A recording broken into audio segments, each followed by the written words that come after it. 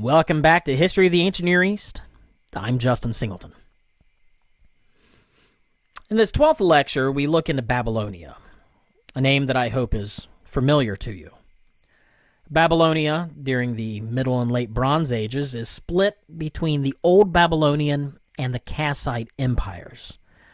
Under the Old Babylonian, we'll discuss Hammurabi and his administrative and legal innovations, and we'll discuss the empire's fall. When discussing the Kassites, we'll discuss their assimilation into Babylonian culture, the unification of the land, and the fall of the 400-year empire. Now, before I actually get into the lecture, let me just note that if you hear little pitter-pattering on my floor, that's the dogs walking around on the hardwood floor with, their nails sounding. So, forgive me if you hear barking or any other dog noises. All right, now let's get back into the actual lecture. And this time we are starting off with the Old Babylonian period. Now, just as with all historical periods, dating the Old Babylonian period can be difficult.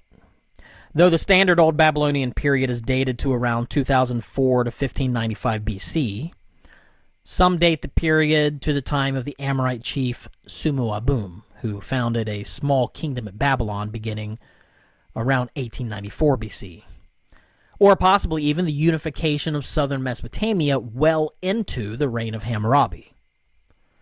Just as the Old Assyrian period stemmed from the collapse of the Ur-3 dynasty in the north, so Babylon, being a provincial capital in southern Mesopotamia under Ur-3, had its beginnings in the same power vacuum.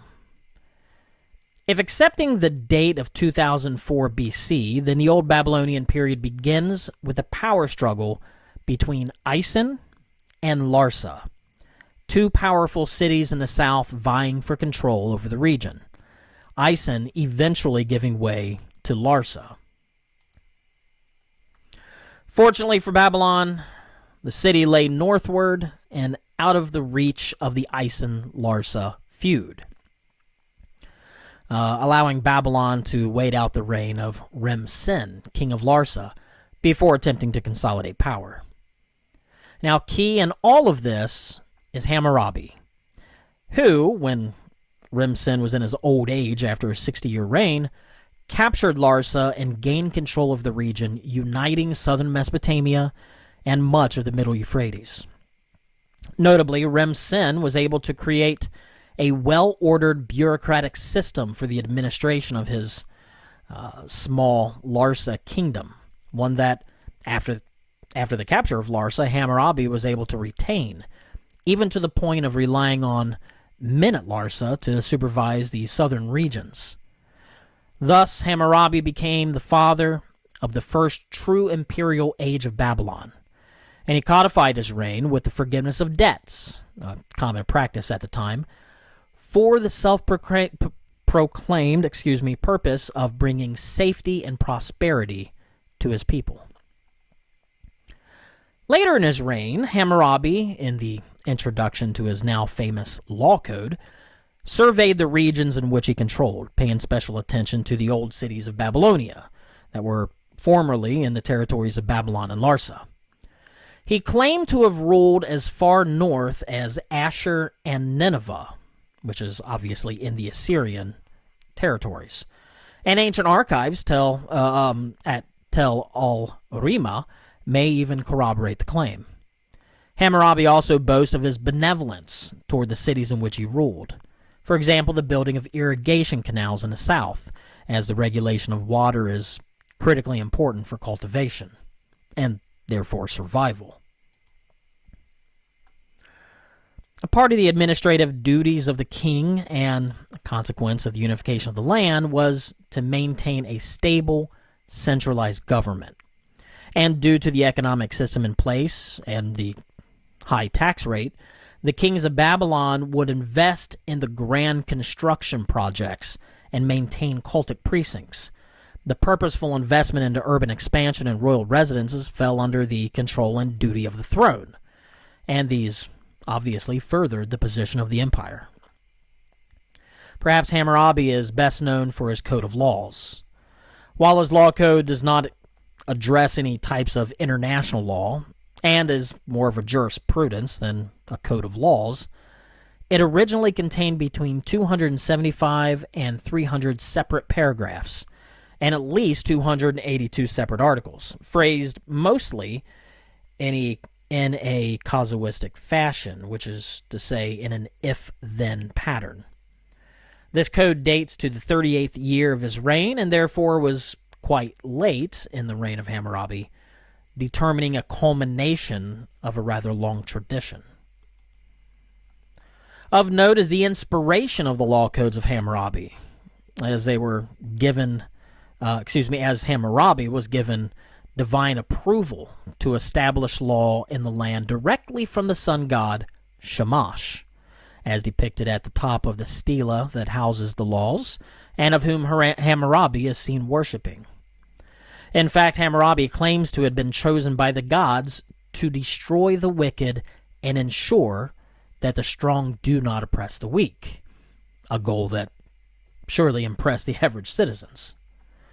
Of course, this was not the first code of laws in Mesopotamia. As noted before, Syrian judicial records make reference to the words upon the stela, and these linguistically Akkadian laws predate Hammurabi by at least one generation.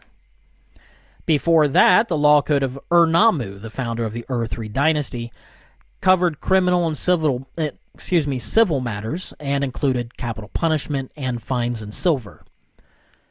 Hammurabi's code was something of an update, kind of an updated code that attained a canonical status and replaced Ur-Nammu's laws, which had, up to that point, continued to be copied. Even after the time of Hammurabi, the code remained important, and the stela was among the loot taken by the Elamites to Susa, where it remained until modern scholars discovered it. Hammurabi's Babylonian Empire would be prosperous for approximately 300 years, including 5 more kings before its fall. Unfortunately, without Hammurabi, the empire lost its influence in the region. Already at the time of Hammurabi, evidences of plight in the kingdom exist. Rim-Sen, the last king of Larsa, attempted to correct the diminishing water supplies of his city, and although Hammurabi officially swore to fix the problem, private correspondences show that the issue had been close to disaster. The Euphrates River was the lifeblood of the empire, and proper irrigation was equated with survival. Still, the city survived for quite some time, likely due to whatever Hammurabi had put into place to correct the issues. Now, while the first dynasty of Babylon could not control the land, Hammurabi and his successors brought a uniformity of culture and administration throughout the territory, and a splendor of Babylon drew the attention of far-off rulers. With the changing Euphrates River system, a problem that had continued since the first urbanization period, famine plagued the region in the later years of Shamshu-Iluna, son of Hammurabi, causing the decline of the empire to begin just one generation after the famous lawgiver. Ultimately, the branch of the Euphrates that ran from Kish to Nippur permanently failed, causing mass starvation.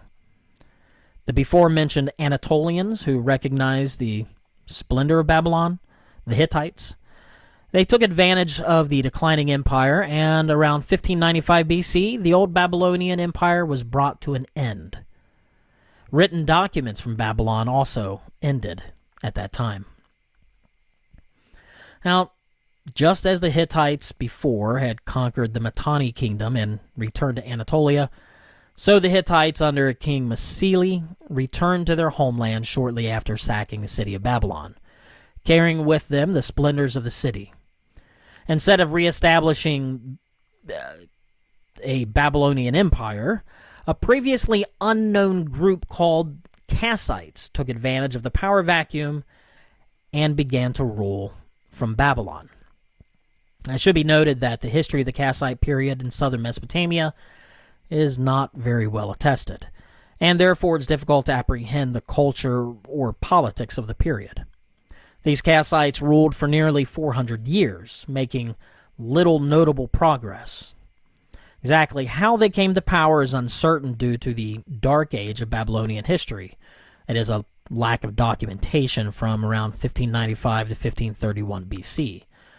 But they ruled from around 1531 to 1155 BC, first from Babylon and later from Dur-Kur-Galzu. The Kassites were likely immigrants into the land, as they spoke a language without cognates in the area. As the region of Babylonia had no natural borders, nomads and immigrants were attracted to the region, some to raid, and others looking to access the necessities of life.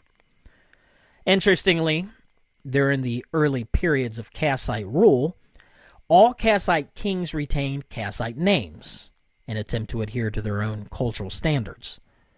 They also continued to use the Kassite language, but this language could not compete with the strong Babylonian cultural norms, and in fact, no complete Kassite texts have yet been discovered. These new rulers respected and continued royal duties toward the Babylonian temples, and some later Kassite rulers, adopted Babylonian names and titles, assimilating somewhat into the Babylonian culture rather than keeping their own. The rather long reign of the Kassites, around 400 years, properly unified the region and crystallized Babylonian civilization. Their rule now included the Persian Gulf and parts of Bahrain. The entire period was relatively stable, generating wealth through agriculture and prestige goods, and the Kassite leadership was popular among the people, following the Babylonian tradition that the king's duties included both secular and religious aspects, and therefore the kings cared for the people. Being a part of a military aristocracy, the Kassite kings were very efficient in their rule, dispersing a great majority of their kinsmen into the hinterlands, where, from these small rural settlements, they could economically support the throne through resource management. In fact, several hundred personnel have been listed in administrative texts as recipients of a strict ration organization, including administrative and temple personnel, troops, workers, and even artisans. Some major changes also took place under this new empire. Regnal years, a system where the first year of rule began on New Year's Day and any time before that was considered the Ascension year, replaced the old Babylonian year names, and this system continued for around 1,000 years. Additionally, the worship of Marduk, which had begun in the late Old Babylonian period, became solidified during the Kassite period, never officially replacing Enlil, but the supremacy of Marduk that is attested in many Kassite period personal cylinder seals would eventually become official around the 12th century.